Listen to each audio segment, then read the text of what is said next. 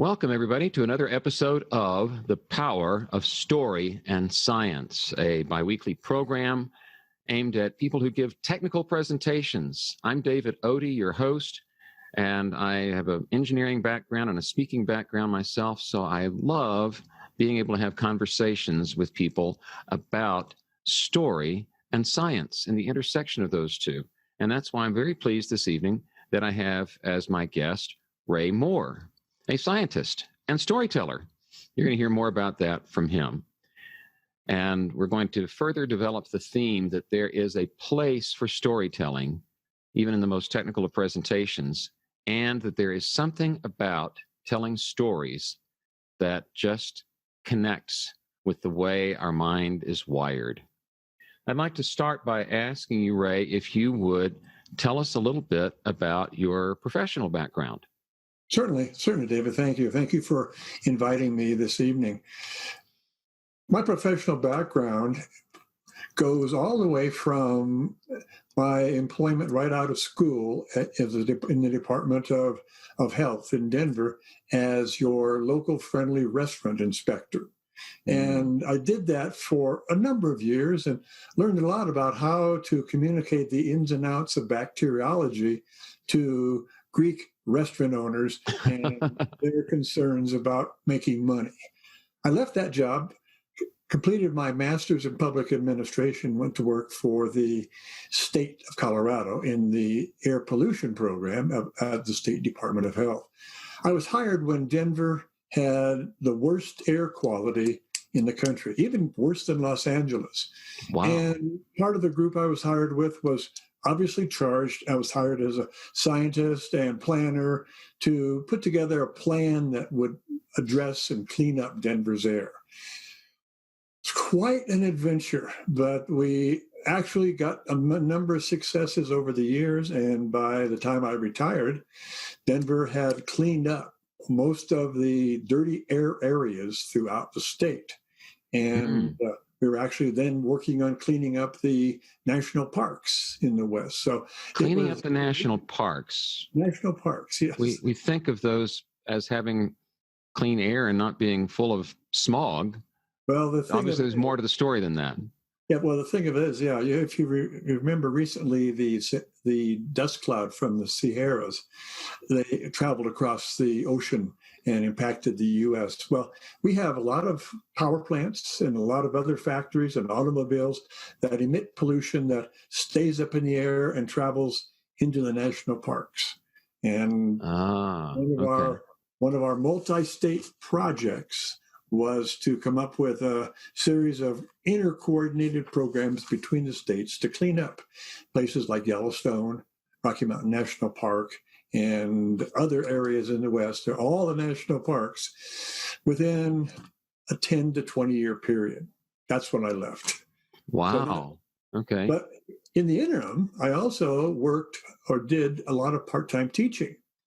I taught 10 years at DeVry University, which is a private university around the United States. I taught environmental science and, of all things, public speaking. Public speaking. Again, I've been involved in a few things.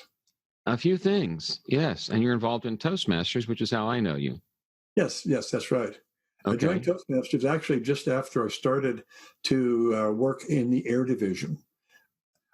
Okay. I was, of course, in an area that was very scientific and technical, and I had to give a number of technical presentations.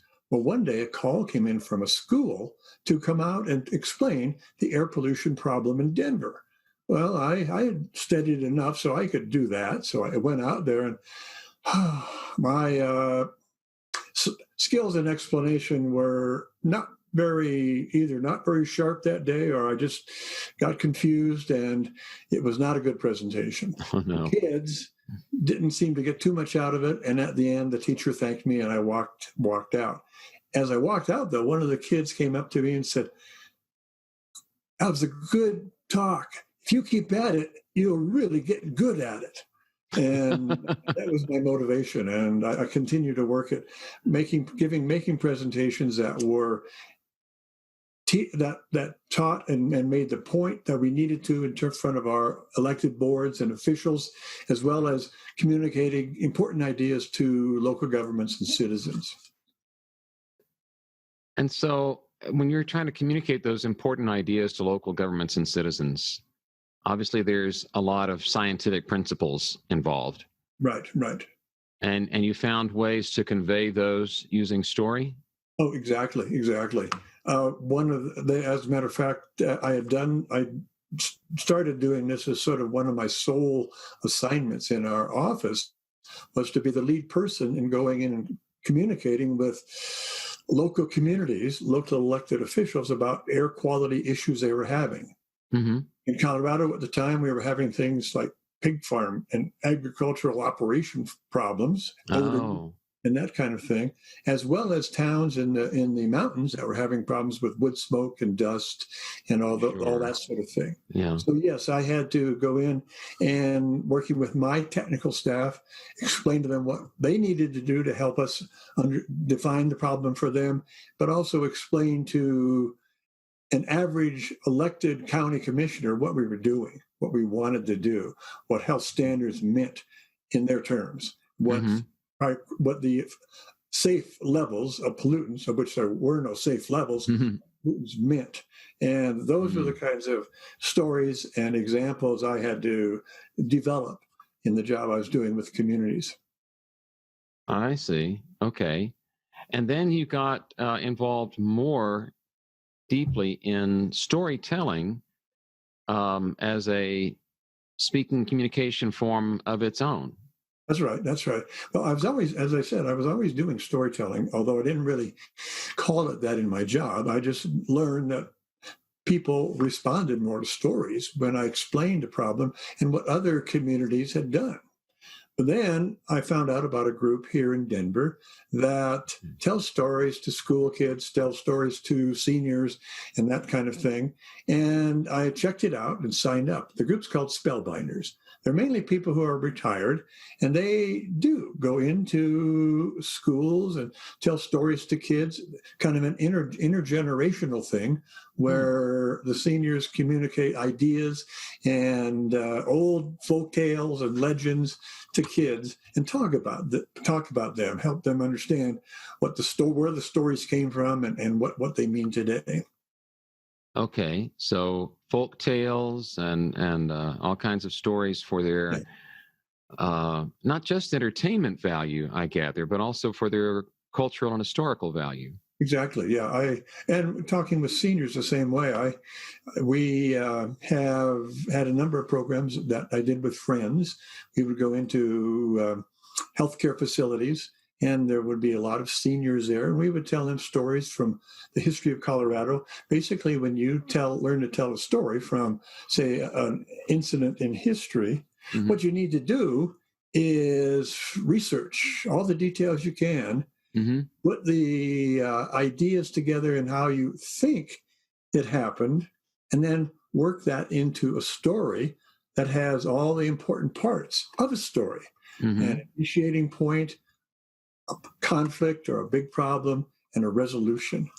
An initiating point, a conflict or problem, and a resolution. So there are particular structural elements that you're looking for in telling a story. And that's what I look for in all the stories I read. It helps me learn stories too, actually. Tell me more about that. Well, as I read a story to tell, and that's how any story that I tell begins, I usually find it written down someplace, maybe even just a few paragraphs. But I look at what the story's about and sort of the issue or the problem inherent in the story and how it was solved.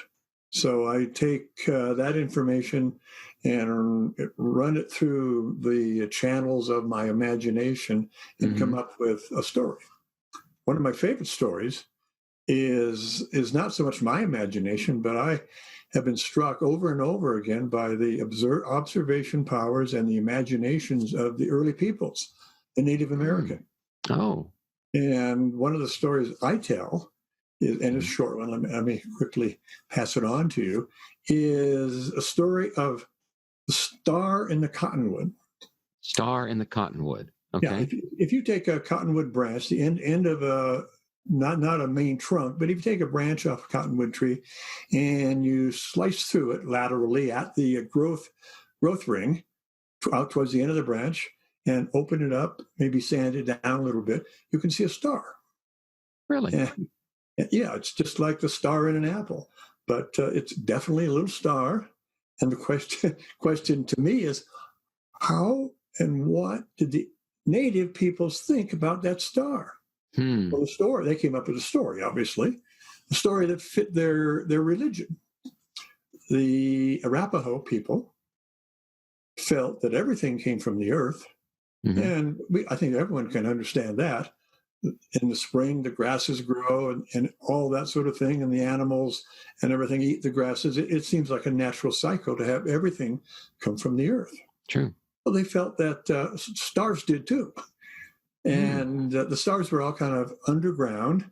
And when there needed to be more stars in the sky, what the stars would do would climb up through the branches of the cottonwood trees that were quite common along the river, the plains, and the creeks of eastern Colorado or North Dakota, South Dakota, all the Midwest. And they would come to reside in their little growth rings.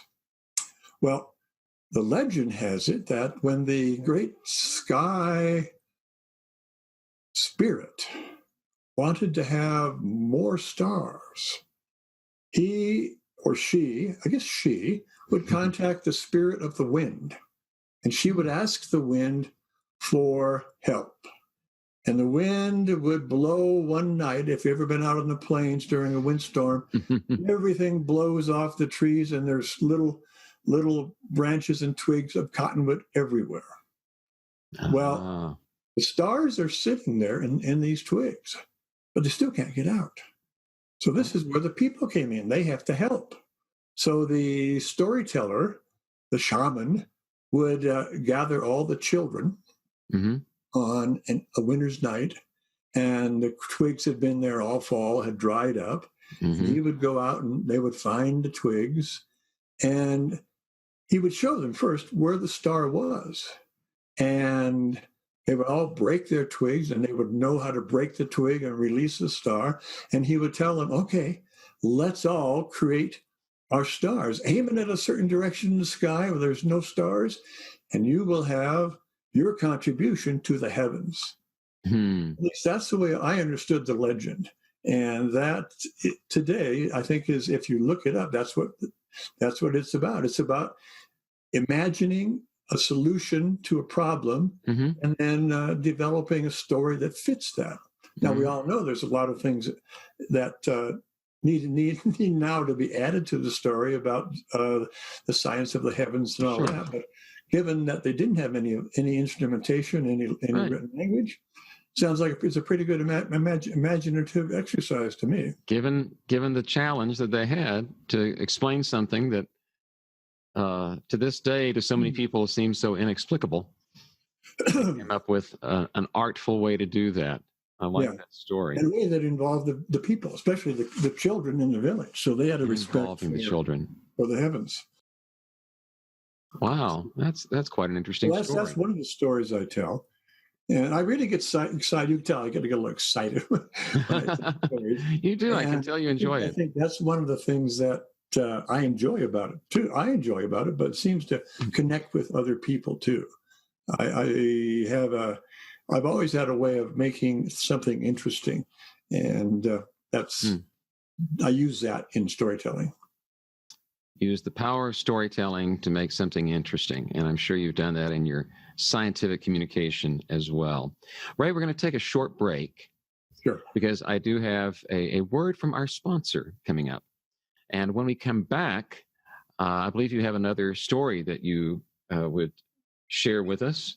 Certainly. You told us about the sky full of stars. And I'd like to know more from you when we come back about this structure of story that you look for and how that makes it more memorable in the telling. Yeah, exactly. Yeah, I think that's a key idea people need to think about. I agree with that. Develop more in their efforts to bring stories into what they do. Exactly. All right. Well, this is The Power of Story and Science. I'm David Oatey, and my guest is Ray Mohr, and we will be back in just a moment.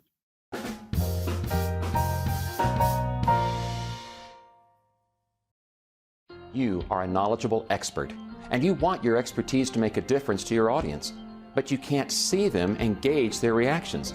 Therefore, you need new tools for engaging that unseen audience.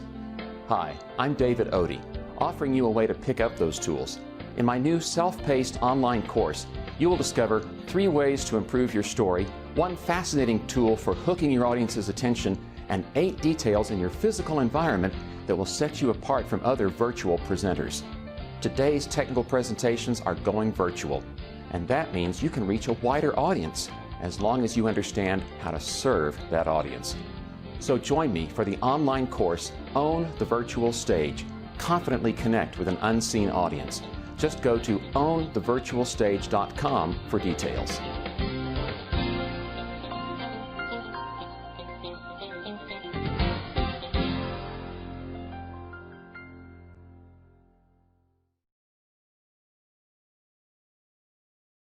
And welcome back to The Power of Story and Science with your host, David Oatey, and my guest today, Ray Mohr, an environmental scientist who is talking to us about the combination of science and storytelling.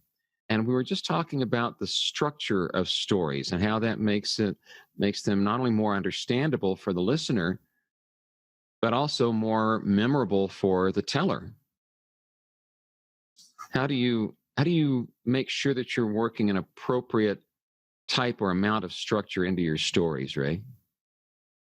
Well, I think what I always try and do in a story is make sure, the story has to be simple but well communicated. If I'm telling a story, say a personal experience story, I don't get involved in a lot of details, frivolous, unnecessary details.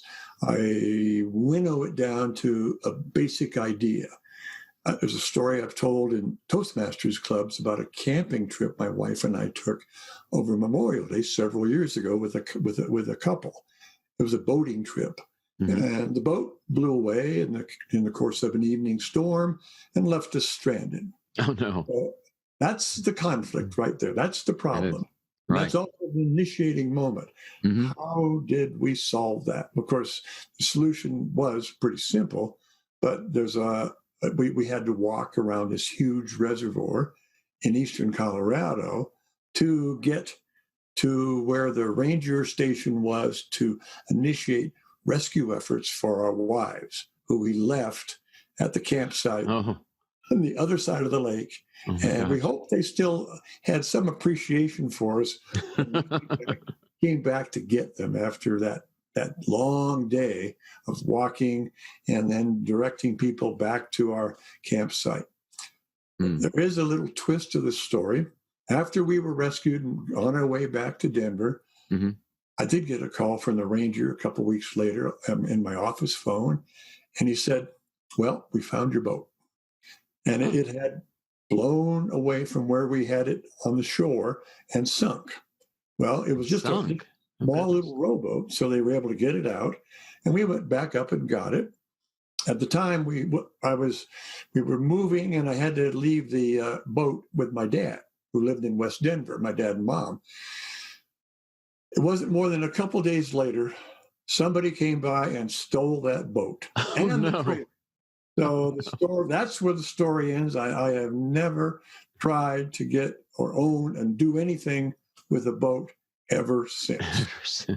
So that's the kind of personal story I tell. But what I do is I make sure there's a good conflict in the story. Funny does even better, but the conflict has to be there. Otherwise, it's just a narration of me going to the Dairy Queen to buy an ice cream cone or something like that. It's just an event. It's just this happened and this happened and this happened, and there's no story. And the resolution can be quick, and it can be as simple as, well, somebody stole the boat. And so but I got to have good detail in between. Yes. That's relevant. The relevant details. Yeah. So often I hear people tell stories where they include too much irrelevant detail, particularly at the beginning, setting up the situation, when what you really want to do is get quickly to the conflict. You got to it quickly as you were telling that. I didn't know a lot about where you were, who you're with, how you'd gotten there, but you were on the shore of a lake camping and your boat blew away. So we got into that conflict, that striving to get the boat back right away. Yeah, yeah. We had an experience similar to that with a canoe blowing away from the shore of a lake when we were camping in Montana. And we spent a lot of time looking for it. And then finally, the woman at the neighboring campsite said, I think I found your canoe. She had been across the lake in her kayak and had seen our canoe and recognized it since we were camping next to her.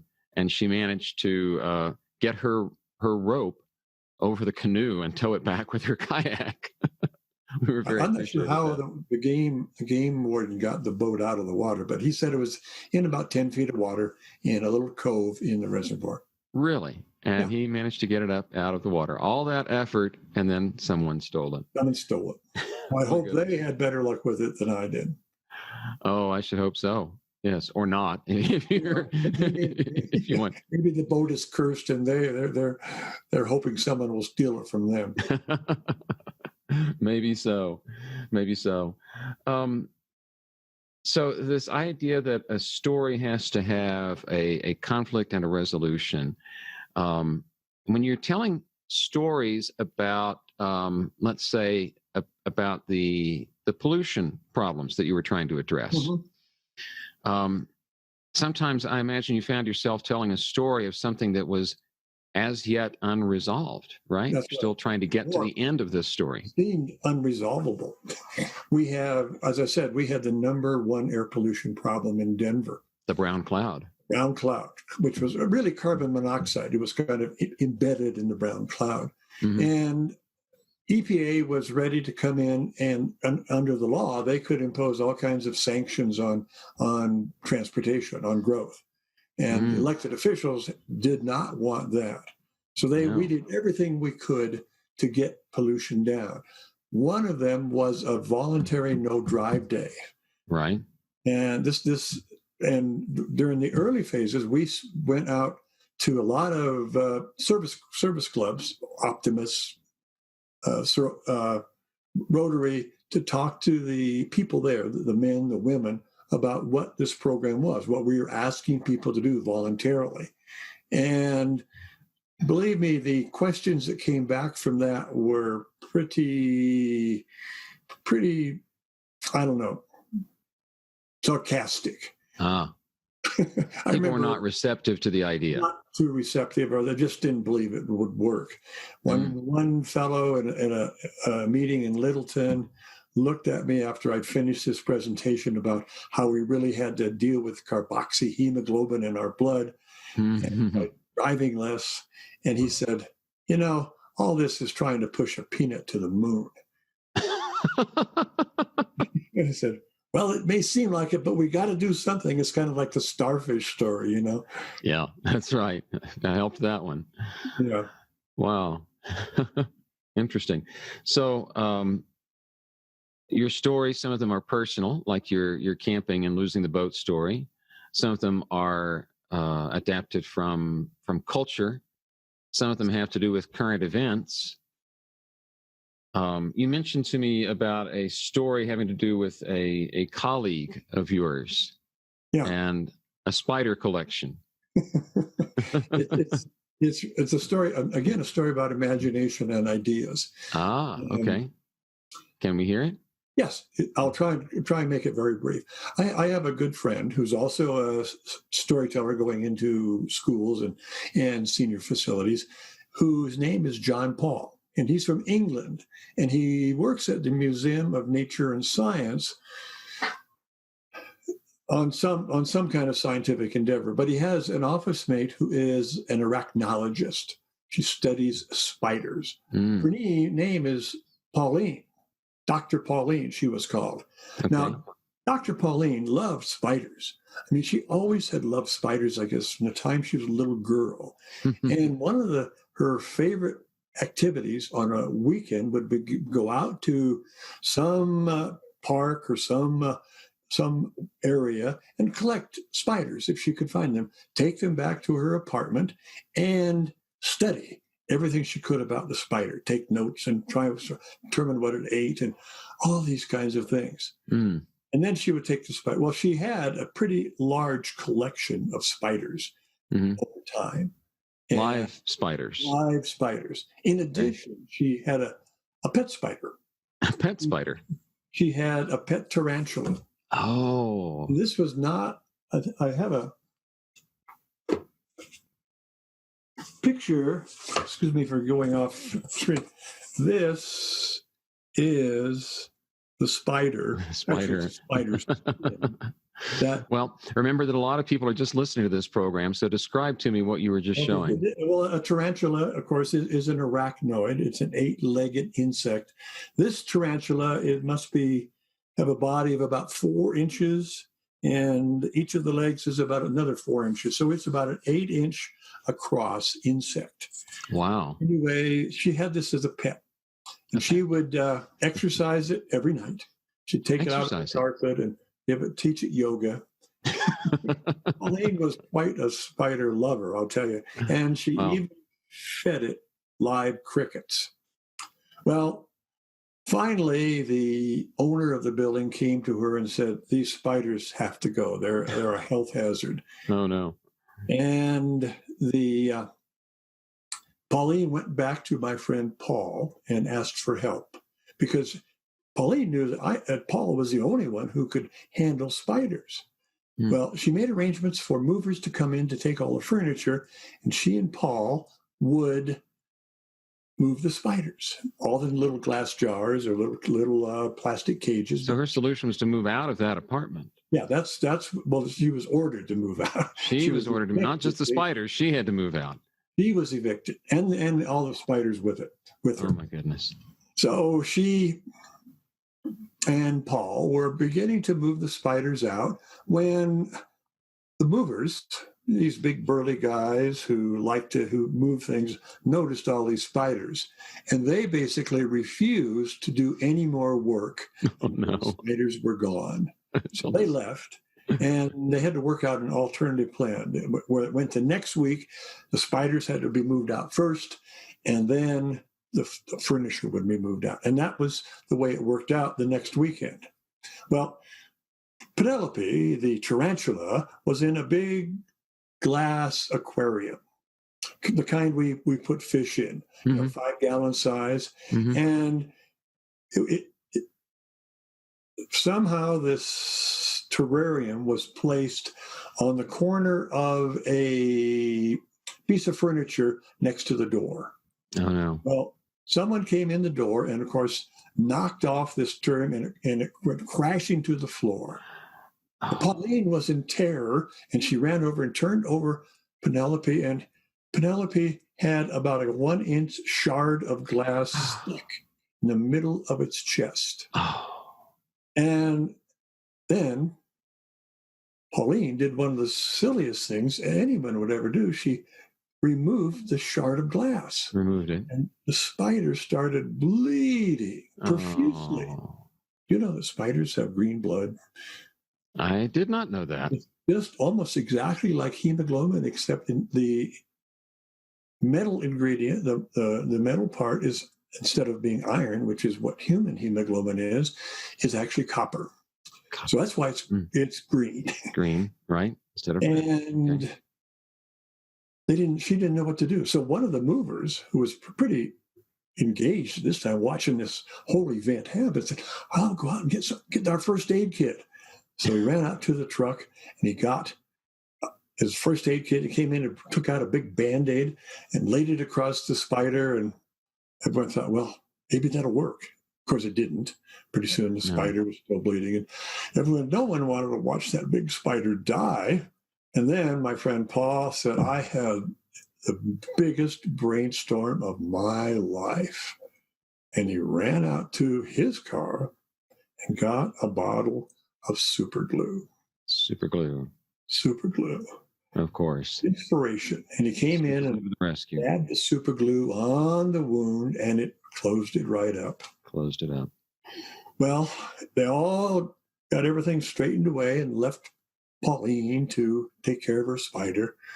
The next Monday, Pauline called or talked to my friend Paul again. She said, the spider, Penelope made it. I think she's going to be all right. Matter of fact, I'm feeding her extra helpings of cricket. And she did. She kept feeding them crickets and more crickets until spiders don't have an internal skeleton. So when they reach a certain size, they automatically expel or they automatically shed their exterior skeleton. Their exoskeleton, right. And that's what the picture I have that I showed you. It's the exterior skeleton of this spider.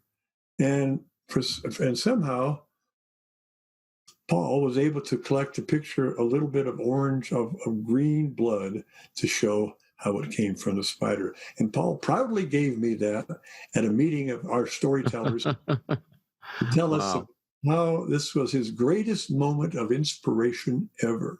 His greatest moment of inspiration to suture up the wounded spider with super glue. And did Penelope go on to live a long and happy arachnoid life?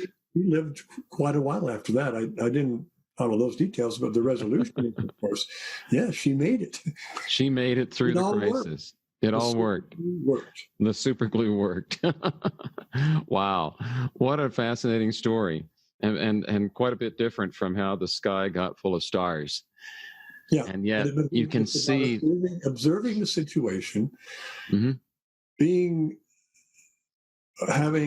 enough ideas at the time. I think a lot of scientific endeavors, having ideas that come out of a spontaneous and maybe an improv experience, and then using that to advance the project or advance the story. Being a good observer and tying that to imagination so you can advance the story. Yeah, exactly. Which really, in many ways, is what science is all about. It's about advancing the story. Yeah. Solving the mysteries. This has been just fascinating, Ray. We're nearing the end of the episode, and I wonder, is there something else you would like to tell the scientists and other people who give technical presentations who are listening?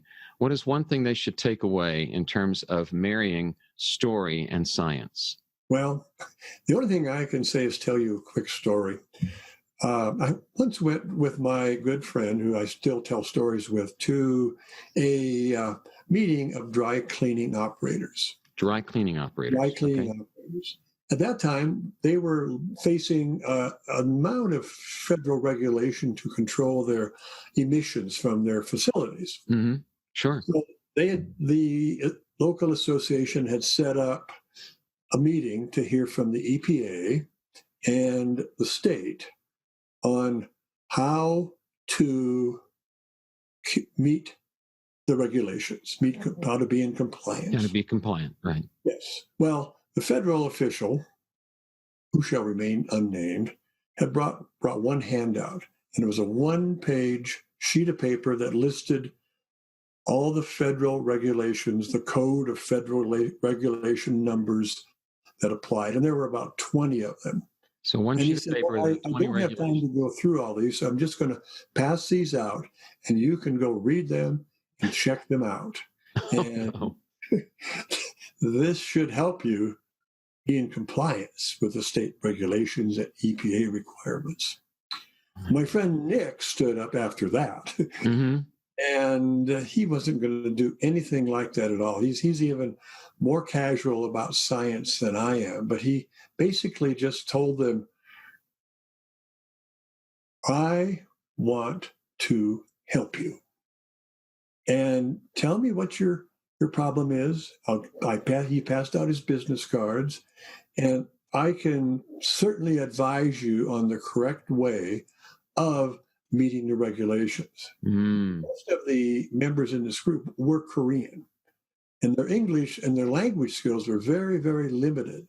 So by making this connection with them individually, giving them, each of them, his card with his office phone number, he was able to deal with questions they might have in a way that was comfortable for them too. Okay. So two different approaches. One is go read all these regulations The other is, I want to help you. Yeah. There actually is someone in government who says, I'm from government and I'm here. I'm here to help. All right. And the takeaway from that story for our listeners, the primary takeaway from that would be? The primary takeaway would be any situation requires creativity and flexibility. So you have to, first of all, judge your audience, know where their level of understanding is, and know where their level of language is, and tailor your presentation, tailor what you're going to say to hit that target. Otherwise, you're not going to be successful. You'll have maybe a deck full of PowerPoint graphs and charts, and nobody will know. That's right. What they mean. The way I love to put that, Ray, is that your information goes nowhere if you don't meet the needs of your audience. Yeah. What I say is, it's not a matter of getting the talk said; it's getting the talk heard. Getting the talk heard. I like that. Well, I believe we've had a fun time today getting some of your stories heard and some of your experiences, and I'll bet that my audience has been enjoying those, and I know I have. So thank you for being on the show with me, Ray. I'm glad to help out. If any of your audience would like to have additional storytelling workshops or programs, I'd be glad to see what we can work out. How can they reach you? My probably best reach at just my email, Raymond E. Mohr, that's RaymondeMohr @gmail.com. At gmail.com. RaymondEMohr@gmail.com. Yeah. And people can reach you in order to find out more about storytelling workshops. And more about storytelling and these different storytelling programs, like senior storytelling program as well. Very good. Very good. I'm sure that my audience members will be happy to know about that. And I'm happy that you were able to take the time and be on the show with me. Sure. You've been listening to Ray Mohr on The Power of Story and Science with your host, David Odie. The Power of Story and Science is a biweekly podcast that you can find on iTunes, Spotify, or wherever you like to find your podcasts, including in video form on YouTube. I always enjoy hearing from my listeners, and I would love to hear your ideas for topics or interview guests for future episodes. To reach me, just go to storyandscience.com. Thanks for listening.